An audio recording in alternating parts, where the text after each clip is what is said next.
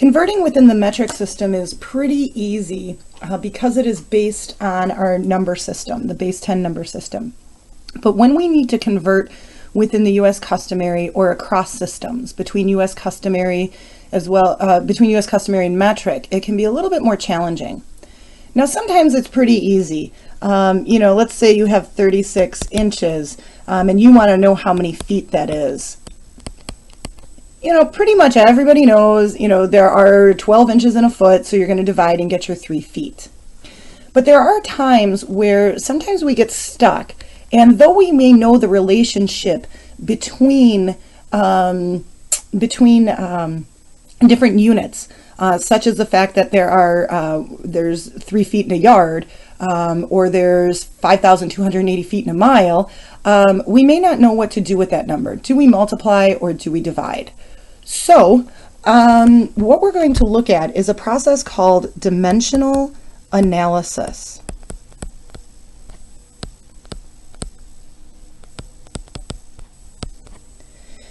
Dimensional analysis is really handy because if we get stuck with converting, we can fall back to this process. So I'm going to explain what it is, and then we're going to take a look at some examples of how to do it. So the whole idea with converting is that we want to change the way a number looks. We want to change what we call it. For instance, instead of calling this what it is in inches, I want to call it what it is in feet. But when it converts, they need to be equivalent. So to say that 36 inches is equivalent to 1 foot would not be equivalent. It wouldn't be a correct conversion because those two things are not equal. But to rename 36 inches as 3 feet would be perfectly acceptable. So the whole idea is we want to change the name of what we're calling this thing without changing the actual value. Now think about what happens when we multiply a number by 1. The value of the number does not change. That's really important because remember, we just finished saying we don't want the value to change. But if we're going to make it look different, we can't just multiply by 1. Instead, we're going to multiply by a fraction. Now, what do you know about a fraction whose numerator equals its denominator? Overall value is 1. So I think it would be fair to say if I multiplied any number by a fraction that equals 1, its value will not change. Now granted, if I actually carry out the computation, remember when you multiply fractions, you multiply the numerators together, you multiply the denominators together. So after I carry out the multiplication, it looks different, but the value has not changed. That is key. That's what's happening with dimensional analysis. We're going to multiply by a fraction whose overall value is 1. So we change the look of the number, but not the value. Here's the catch about those fractions, though. While the numerator and denominator will equal the numerator will equal the denominator. So the overall value is 1. The numerator is going to look different than the denominator. Now I know that fraction looks a little nasty, but if you look at each part, the value of the numerator is 2 and the value of the denominator is 2. So the overall value of the fraction is still 1. When we multiply by anything, the value won't change, but it is going to look quite different. That's what we're doing with dimensional analysis. We're going to take a value, we're going to keep its value, but we're going to make it look different. And the way we're going to do that is by multiplying by a fraction whose numerator equals its denominator, but they look different. I'm going to show you with this example up here. Pretty much everybody, I'm sure, would not need dimensional analysis to do this one. But I want to show you with a very simple example, such as the one above, how dimensional analysis works. So we start out with the units we have, and we're going to create a fraction. Now remember, the overall value of the fraction has to be 1, so the numerator has to equal the denominator. So basically, we could plug anything in as long as the top and the bottom are equal. But the key is what we actually put into this fraction. If you recall from working with fractions, such as this, there's this cross-canceling that happens. Because really what's happening is you're taking 6 divided by 6, and that equals 1. So they're dividing each other out. Well, the same thing happens with units. If I want to get rid of inches, I can put inches on the bottom, and that cross-canceling is going to happen. But in order to put the inches on the bottom, well, I'm going to put the inches on the bottom, and at the same time, keep in mind that we're trying to get to feet. Since we know a direct relationship between inches and feet, we can put the feet right on top. It's imperative that we put the numbers in the right place. We know that 1 foot equals 12 inches. Now just check out this fraction for a minute. Does the numerator equal the denominator? Yes, 1 foot is equal to 12 inches. Think of that fraction bar as an equal sign. Okay. So right now our fraction is equal to 1. Our units will cross cancel. And when we multiply, we'll take 36 times 1, and we have feet, all over, this is like 36 over 1, we'll take 1 times 12 and get 12. Now the fact that 36 over 12, that just means we're going to divide, and 36 divided by 12 is 3, and that's the 3 feet that we knew we should get. Let's take a look at another example. Okay, I know that 1 kilogram equals 2.2 pounds.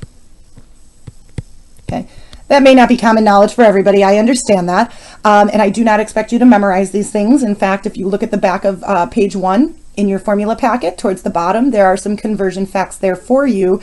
Those will be the only ones that I will pull from. So, at one time, my son went into the doctor and they weighed him, and they came up with 17.2 kilograms. Now, I don't know about you, but I don't really relate to kilograms. I don't weigh myself in kilograms. When I buy turkeys and roasts, I don't buy them in kilograms. They're weighed in pounds. So I really have no frame of reference for kilograms. So I was kind of curious what that weight was. Didn't really want to bother the nurse. She was pretty busy.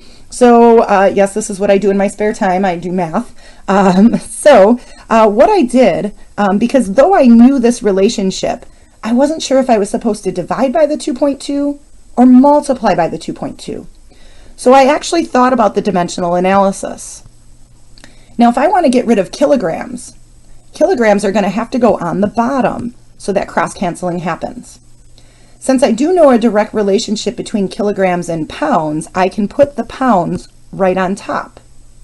Now I just need to make sure I put the numbers in the right spot. What happens if I do this?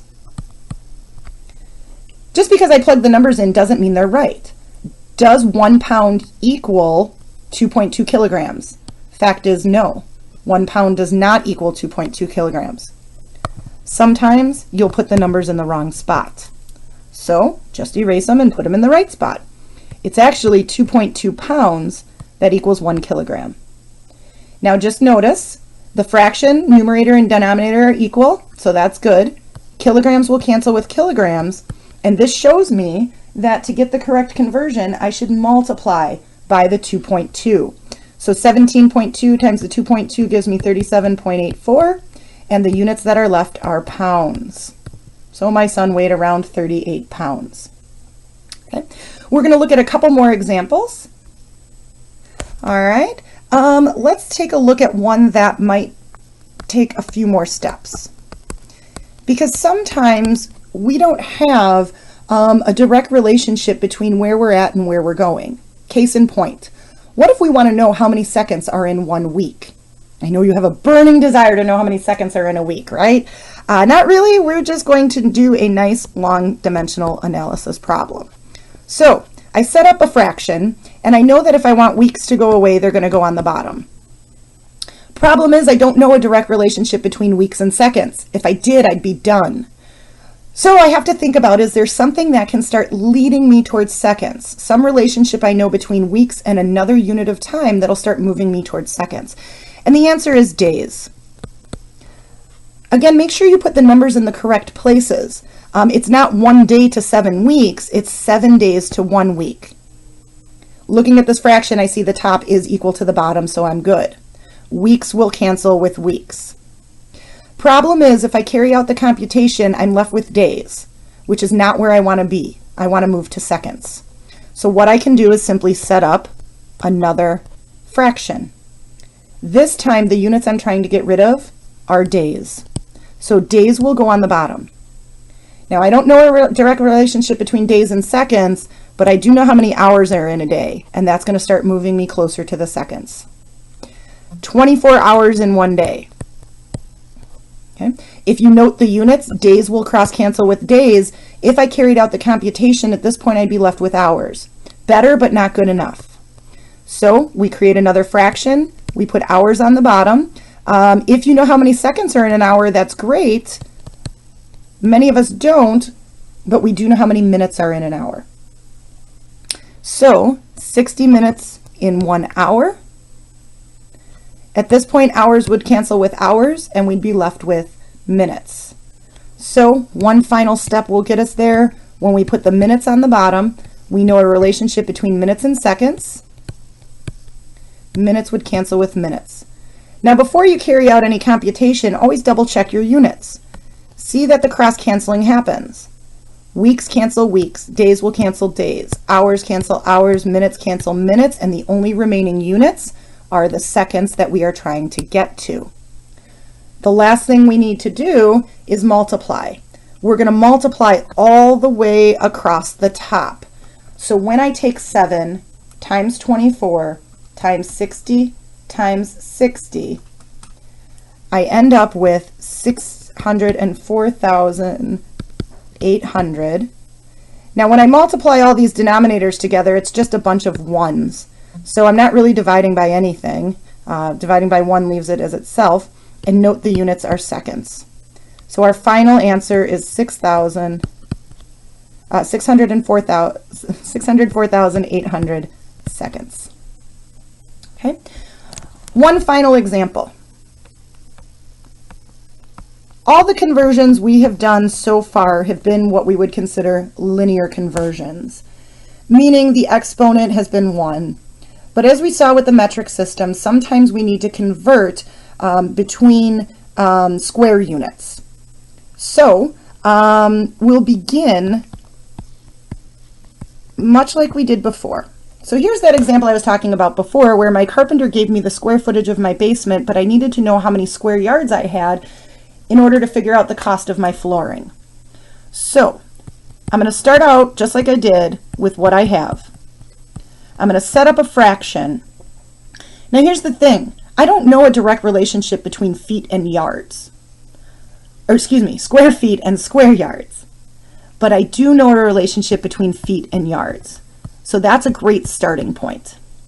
Okay? I know it's 1 yard to 3 feet. But here's the problem.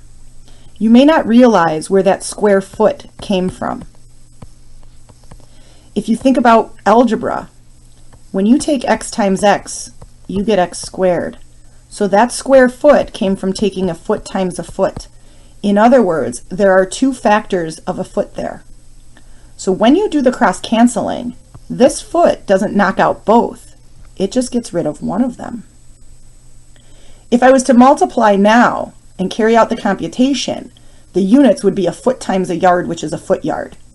Well, my carpet guy doesn't deal with square feet, right? He didn't charge me in square feet. He's certainly not going to charge me in a foot yard, which isn't really a unit of measurement. So how do I take care of this? Actually, it's not as hard as you think. We set the same conversion fact up again. This foot canceled one of them. This foot will cancel the other. Notice my units.